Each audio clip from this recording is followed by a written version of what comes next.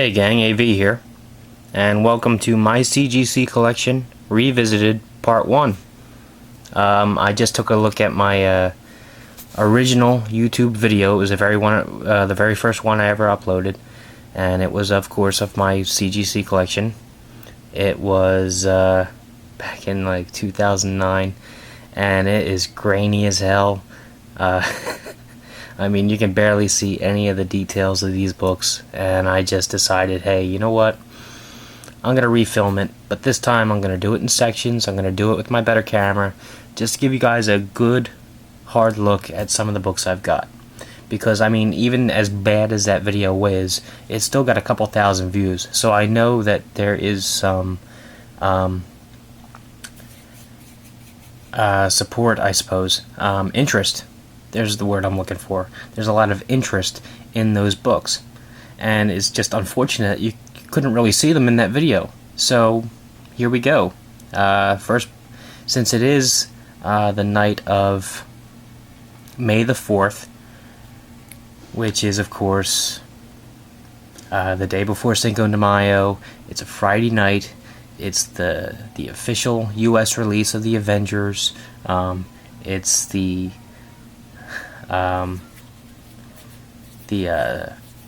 Star Wars Appreciation Day, I suppose you could call it, because May the 4th be with you. Anyway, I figured we'd have a look at some Avengers books, seeing as how that movie kicks ass, and it just came out tonight. So, here we go. Of course, you've been staring at it for the last minute while I jabber on. This is my Avengers number 4. It's a 3.0. Written by Stan Lee, drawn by Jack Kirby. It's an impressive looking book, even for a 3.0, I think.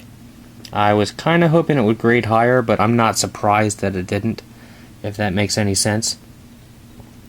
Because, I mean, the corners are rounded, it's definitely discolored, there's some smudging on the cover, as you can see with like Iron Man's leg right here. I've definitely seen better copies, but the colors are still vibrant. They're not broken up too badly. I can't complain too much. This is probably not the most expensive book in my collection, but it's definitely my favorite. So I couldn't imagine starting with anything other than this. Pan out so you can get a good look at the whole book itself.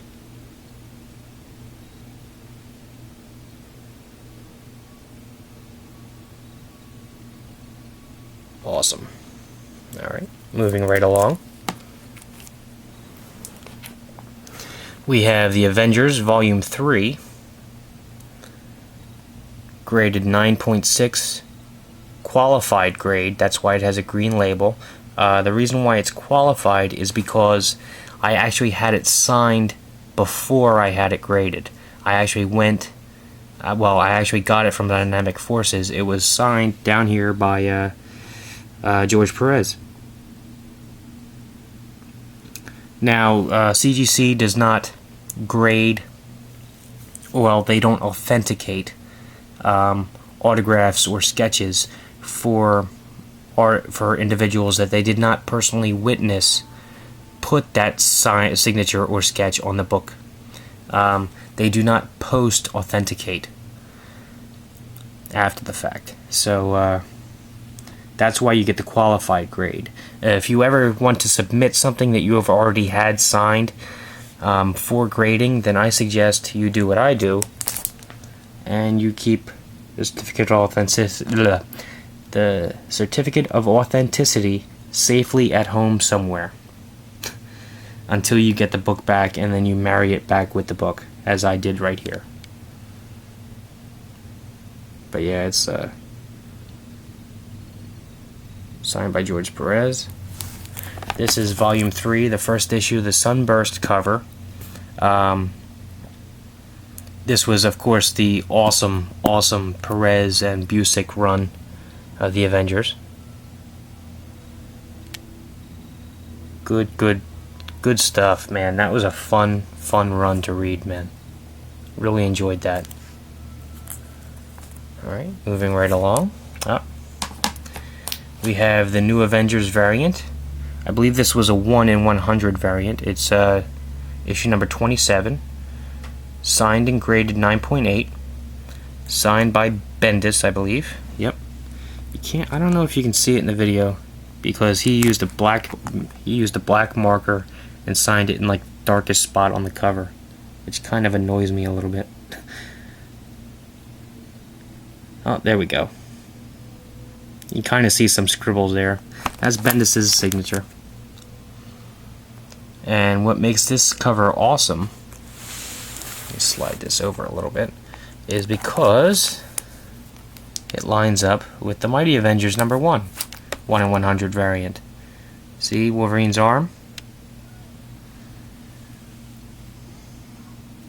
See Spider-Man continues onto the other cover. I'll see if I can pan out.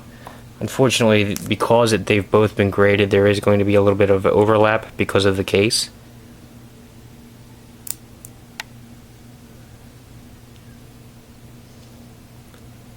But still very, very cool. The Mighty Avengers cover, as you can see, was also signed by Bendis. He signed it in a better spot that time.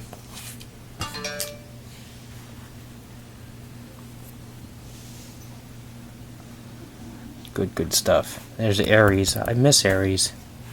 I wish they'd bring him back. They don't have to bring him back soon. They bring characters back way too soon, if you ask me. But as long as they bring him back eventually, I'll be happy. He was cool. Alright.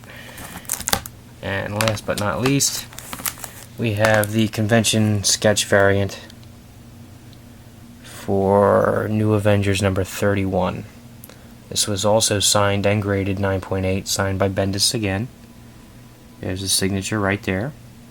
This was, of course, the death, I use that term loosely, of Elektra. And after she died, it was revealed that she was a Skrull, and this started the whole secret invasion hoopla. And just to get it out of the way, you've probably noticed I have a little piece of tape here at the bottom. That piece of tape is at the bottom of all of my graded books pretty much. That's to keep the flap on the magazine bag that I actually use to protect my cases down. It's to keep it from folding back up when I put them back into the boxes and stuff. But yeah, the bags the CGC gives you, they're way too loose for these books. And it's tough to display your books in those bags. So I use magazine bags. They work just fine. Sometimes you have to stretch it over the case a little bit, but they'll fit. If you're determined, they'll fit. And nothing on the back. Alright. Well,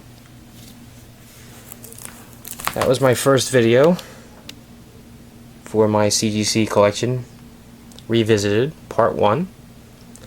Stay tuned for subsequent videos in the next couple of days. There should be another one up. Alright guys, if you like this video, then check out my channel. If you like what you see there, then please subscribe, and as always, thanks for watching.